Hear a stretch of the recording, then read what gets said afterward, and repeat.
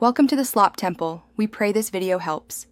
You start with a legal, high-quality source because quality determines edit flexibility.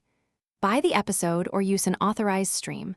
Once done, choose Blu-ray or a paid digital file for best resolution.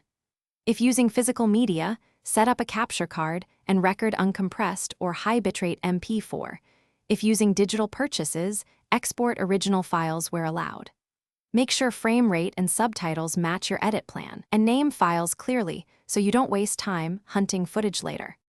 Once you have the source, capture with native frame rate and resolution to preserve motion clarity. Record a bit before and after the intended moment.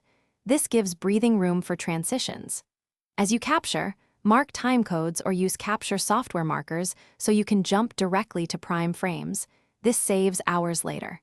Make sure to use lossless or high bitrate export and keep original captures untouched. Then create working copies for trimming and color adjustments so you can always revert if you over-edit. You finish by assembling your edit non-destructively.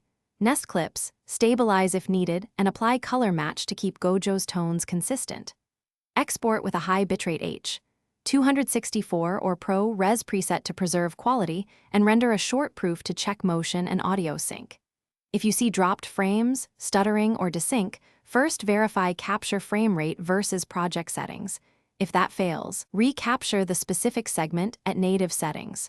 Always archive the original capture for recovery. Thanks for watching. Consider subscribing if we helped you.